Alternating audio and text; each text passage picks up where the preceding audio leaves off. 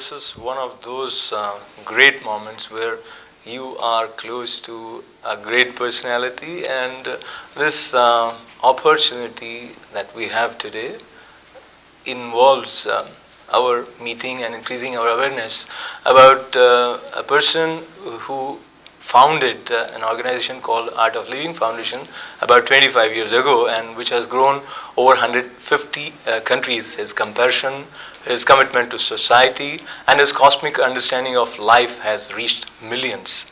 And this phenomenal growth, how it happens, things beyond one's imagination. And while we welcome Sri Sri Ravi Shankar ji and share our happiness at the Silver Jubilee of Art of Living Foundation, borrowing a term from the marketing, Sri Sri ji, where we say something is successful, then what is a unique selling proposition, or what is it that you would count as the secret of the success of Art of Living Foundation? You know, the effectiveness of the program and the need for it in the present day society. These are the two things I would count for. Would you mind elaborating a little bit more for those who still are not very much familiar, why it is effective? You know, whatever is useful for one's life, that brings comfort either inside or in the material life, is what people take to. Like cell phones, within a decade, cell phone has reached nook and corner of the world. You see, in the same way, meditation, breathing, and stress relief techniques, and yoga has proved to be extremely useful in today's so stressful world. So people take to it. It is so nice to hear there is something which is helping people. And when I say helping people, these are the people, some of them have been in jails also, and you have done certain programs wherein you went out of your way and touched with affection and with soulfulness people who are known as prisoners, and over 125,000 prisoners have done some course which is addressed as stress management and rehabilitation training, SMART. So this is a smart way of improving oneself. And here I would also like to add that looking at the scenario that we have today, probably we need these kind of courses for member of parliaments also.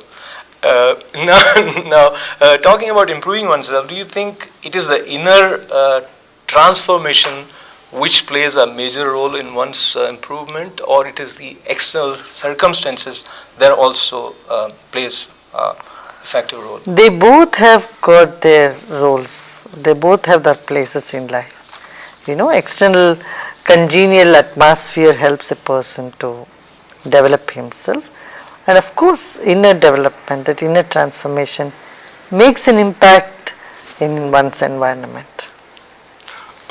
You're one of those sages who reminds us that brevity is the soul of wisdom. Now, going to the way people understand spirituality, many times one hears and think that being spiritual means being detached. And when you are detached, then you don't aspire to gain more and more in the material field. But I've seen that you have kind of broken this myth in the people that spirituality and material gains cannot go hand in hand. You know, there is a saying, those who have will get more, those who do not have, and whatever little they have will also be taken away from them. This saying is there, you see. Only those who have enough, they will be invited for parties. Similarly, if you have contentment, and more comes to you. So it seems to be a law in nature. The more we are centered, the more we are detached, and you don't lack anything in life. Everything comes to you naturally. Forgive me for kind of repeating the same question with the desire to know more about it, because it bothers a lot of people, especially people who have migrated from India, and then they are also questioned that, if you wanted spiritual solace, then it was better for you to remain there. Why did you come here? And now you're running after making more and more dollars, or whichever way you want to expand your business. Then this and your spiritual quest do not go hand in hand. Correct. If you are feverish in acquiring material things, then the spiritual, growth may not be that fast, that soon. But one thing I tell you, the quest for spirituality is embedded in every soul. And the more mature they become, the more it manifests in one's life. So I don't see that there is a single life which is not spiritual. Because everyone wants comfort, love, happiness, joy, and deep wisdom. Either they are not conscious about their quest in them, or they become conscious and they start seeking it. This is the only two options. Now, those who become conscious and those who wants to seek, then they many times feel that their attempts are not yielding enough fruits to sustain this quest. For those who have not heard about Art of Living Foundation, that's where they need some support system. They need a help. They need some guidance, and that's necessary. What should they do for this kind of guidance, in your opinion? Scriptures or gurus, or what door to knock? All that will help. Guidance will help. Knowledge will help. Books will, to some extent, help. Main is to keep alive the quest and keep on with your practices. Sri Sri Ravi Shankar ji, your smile is wonderful and beautiful, and with this smile you have also reached to the society through different programs, and the 5H program for community development that you have, you have given a lot of importance to health, hygiene, home, human values, and harmony in diversity. And there one also reads about your way of encouraging people to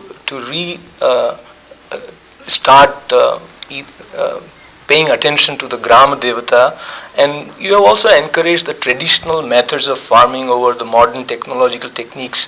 Why do you think this is important?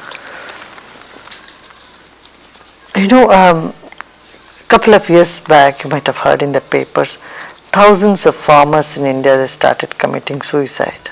Thousands of them. And if you really go into the problem, why they are doing so, you find that they borrow money, use pesticides, chemicals to grow the food, and the yield is very little, and they are in debt, and then to keep the honor of their family, they try to commit suicide.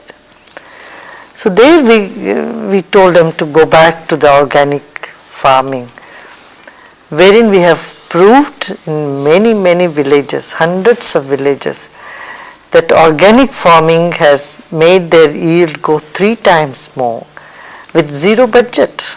They didn't have to borrow money for pesticides and fertilizers. There's natural materials, whatever they get, the cow dung and the natural manure. With that they could bring a better food, grow better food, and which is healthier and brings more prosperity for them. So on that only we started this project, and there are ample examples of how the lives have changed, how they have become much more prosperous. I see a clear parallel between what you just said and the way people are seeking pleasures in things outside themselves, whereas you are always guiding them to look within. What happens is many people do not find the way to look for the joy within, and they think that this is probably not for me. So where that conviction comes? It is because it has been presented to people like that. Spirituality means something so dry, boring, and people don't smile and they're very strict. And when such an image of spirituality is given to youngsters who are growing up in appreciating life, wanting to know more about life, They just want to run away. So spirituality is not something that's so depressive, and it's something that is that brings up the spirit in you, that brings up the love and compassion in you. You see, so that the different presentation is necessary for spirituality. That's very important, the way you said it, different presentation. And so what happens is that which is not in fashion kind of becomes obsolete, and people look at it as if I do not belong to it because they don't identify with it. The same way now, going to the heritage school that you have started and talking about the importance of teaching Sanskrit language also. What one has seen after independence in India, that Sanskrit was not given the kind of importance which would make it popular. Do you think it has, forgive me, I might sound a little bit disrespectful in saying this, do you think that Sanskrit has lost some kind of a relevance in today's world because everybody is going with English or whatever language they have, and they feel that this is something I do not identify with it? Or let me also add another thing. Let's talk about Sanskrit as well as the total traditional value system with respect to the internet age. You know, fashion is not something that is fixed. Fashion always revolves. It changes. What was fashion 5 years ago is no more fashion today. So, you know, and it's always cyclic. It goes back to the old things. Having ancient things is a fashion again. So when it comes to Vedic chanting, and you know, people have started realizing the value of it today much more than a decade ago. So we need to protect and preserve this heritage, you know, cultural heritage. If you go to Greece, you go to Spain, you go to Portuguese, you go to Germany, people are so proud of their heritage. When it comes to India, somehow this has been missing in the past few decades. That's why when Indians themselves are not proud of their heritage, the tourism also drops. They're all connected, linked, you see. And the branding is not there. So you need to growing, you need to establish the branding, you need to promote the tourism.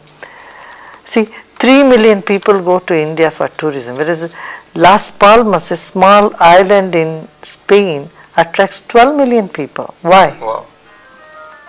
It's just because India, the tourism or the heritage has not been projected that well.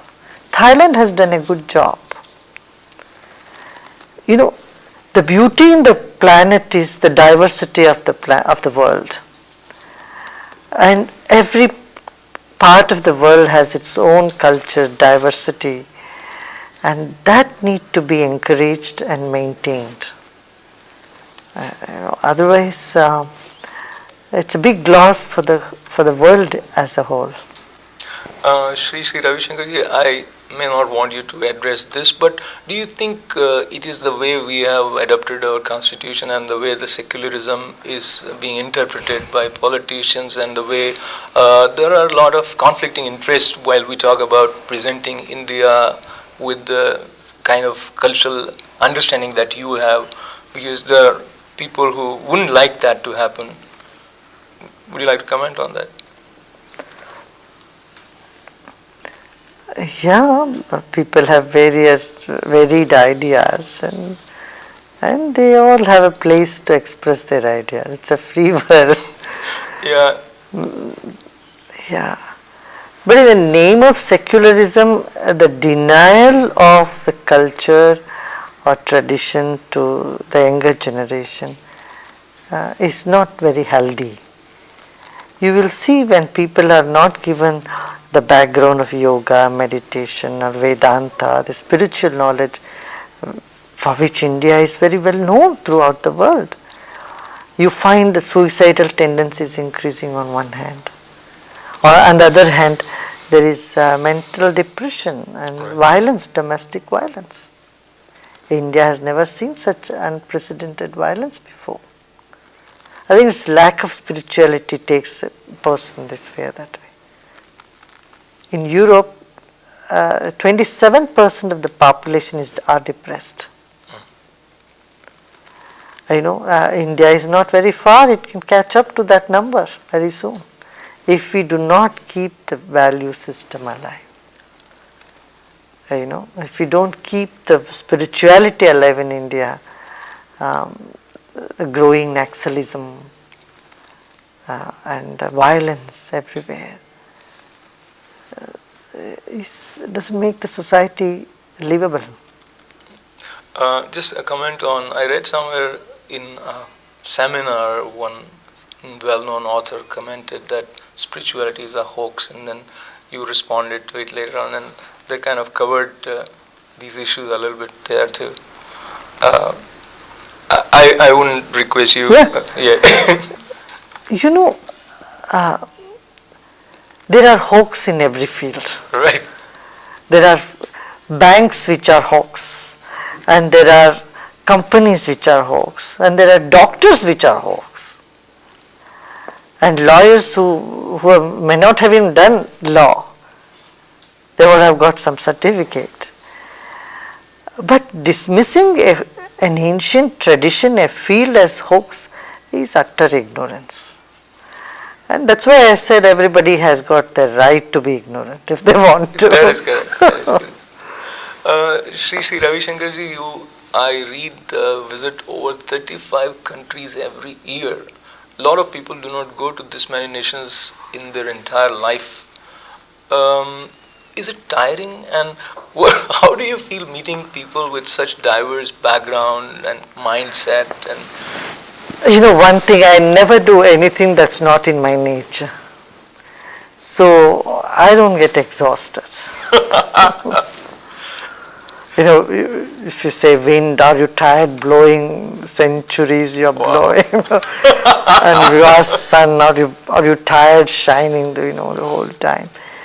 When we are in our nature, we don't get worn out. That's why I had decided long ago not to do anything that's not in my nature. That's beautiful. And it is even more important to know one's nature, going by what you just said. And talking about NRIs in different countries, and you earlier referred to it, they have this common problem that they want their kids to understand, appreciate and respect their culture, their tradition, but the kind of analytical mindset that kids have, it kind of becomes sometimes impossible for them to convincingly talk about these things, or to hand it over, call it, or to communicate it. Do you have any tips for such parents who want the dignity and the significance of Indian spirit to be understood by their children? If the parents have understood it, they are convinced. It's not difficult to convince the children. So when you yourself don't know and you are not convinced about what you are following, then it becomes hard to convince young minds.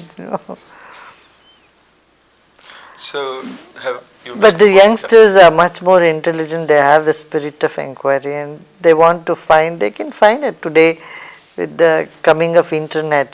Just it's all in one button distance. That's all. They can know everything. From nation to individual and groups, there is this problem of terrorism, which has a lot to do visibly with the way we perceive religion, so to say. And one group says that I'm superior or mine is superior, another says mine is superior, and it is actually resulting in a lot of bloodshed and violence. And like common man who would think that religion leads to spirituality and oneness, they feel they are kind of in minority. And is there anything that I can do if a common man is thinking that question? What would be your suggestion? The people who create trouble are just very few. But the people who are for peace are many, are much more in number. But they are most docile. They are not vociferous. their voices are not heard louder. That's what need to happen. That's what need to. And the problem with terrorism is lack of broader knowledge. That's why I emphasize on globalizing wisdom. Mhm. We need to globalize wisdom. If a child knows a little bit about Vedanta, a little bit about what Buddhism says, what Hinduism or Christianity, Islam says, he gets a broader understanding. Then he cannot become fanatic and cannot become terrorist. Terrorism is because they never studied any other religion or schools or philosophies. So they remain in their little knowledge and they think this is the word of God and this is the only word of God. And they forget that there are many other books which also present the word of God. And naturally, you can't expect anything other than them becoming fanatics and trying to redeem the world by killing people. Sometimes, So yeah, sorry. that change has to happen. For that education, globalizing wisdom is necessary. Vedanta gives the best answer for that. Vedanta. Talking about Vedanta and different scriptures that we have, and then sometimes people read about life after death and they get confused and then they think maybe not in this life, probably I will be a better person in next life, and so then they stop actually working on becoming a better human being in this life, sometimes out of confusion. So I would like you to address on the concept of heaven and hell as we would perceive from Indian tradition, and also I would request you to share with us the importance of Guru in spiritual development.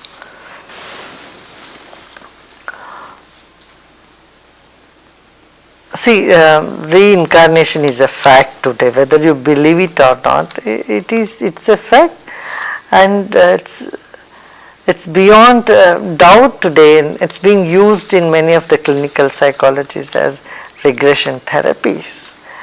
So, if you just want to shut your eyes about it and believe there is only one life, it's your choice.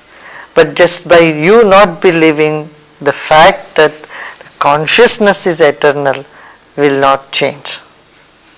So consciousness is eternal and it comes back again and again and again. Now coming to hell or heaven, they are the impressions in the mind, in the consciousness.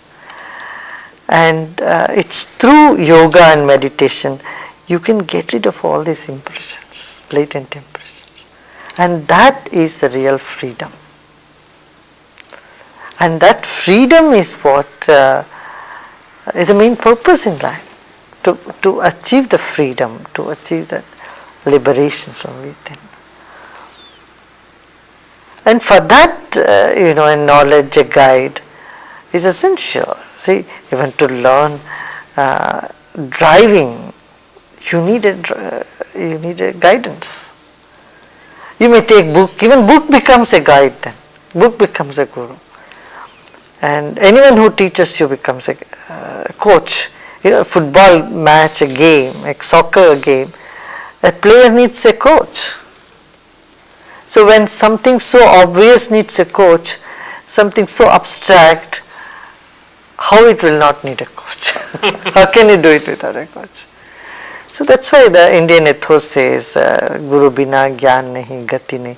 Without a guide there is no progress, no movement.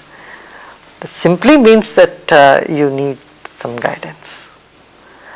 And guidance need not be in the form of a person, it can be form of intuition, it can be form of knowledge book. Wisdom is a guru principle. Talking about Guru, and we have few Guru Shishya examples in our tradition, talking about Swami Vivekananda. One reads that when he met Ramakrishna Paramahansa for the first time, and he asked him, "Have you seen God?" And the answer was an affirmative. So now, thinking about it, when Ramakrishna Paramahansa says that he has seen God, then what God is he referring to? Is he referring to his vision of Kali Ma's darshan? Now, the reason I brought it and what I want to request you is to share with us what is it that we call God actually. Mhm.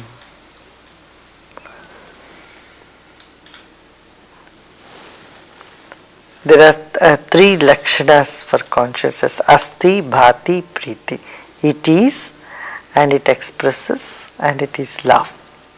Satchidanand, truth, and consciousness and bliss.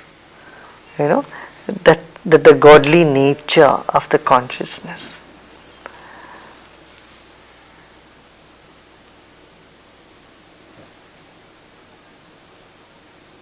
So it depends, at various level of understanding of consciousness, the meaning changes. As we grow, our understanding about God also grows. Our experience of God also grows. So that's why in the Upanishad said, when a boy comes and asks the father, Father, tell me what is God? He said, food is God, go. And the boy goes and learns, is the food is Brahman? Is food really Brahman? He understands and then comes back and says, he is not satisfied that food is God. He asks, tell me what is God? Then he says, the prana is God, go. And then he experiences all levels of prana, understands them. And then again comes back to the father and says, now tell me what is God. He says the mind is God, the consciousness.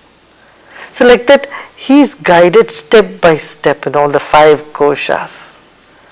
And the boy doesn't come back and argue with, you told me food is God, it is not, so how it's wrong, why did you tell me a lie? He doesn't question that. He knows that is the understanding then. Then he comes prana, then the mind, then vijnanamaya kosha. Then ananda, once he gets that bliss, experience the bliss, no more question. Then the fullness has happened. So for a child you say bliss is God, he doesn't understand anything. So he has to be carried step by step. That's what Vedanta gives, that Upanishads give you that right royal understanding and experiential understanding. See, there are 2 things. The Occident says you believe first and then you may get experience sometime in the future. In the Orient, experience is first given and then the faith develops on it. And science falls to the second category. That's why science and Occident, the science in the Orient was never in conflict. Because science wants experience and then it will come into belief system. There was not a single instance where scientists and the Oriental philosophers were in loggerhead or religion was at loggerhead. They always shook hands and they went together, honored each other. But whereas in the Occident, the science and the scientists and religion, the theologians were always at loggerheads with each other. Because the mode of apparentity was totally different. Thank you very much, Sri Sri Ravi Shankar ji. And before I let you go, I would request you to share with us your vision for 2006 and greetings on the coming new year for our viewers. Your blessings, your tips.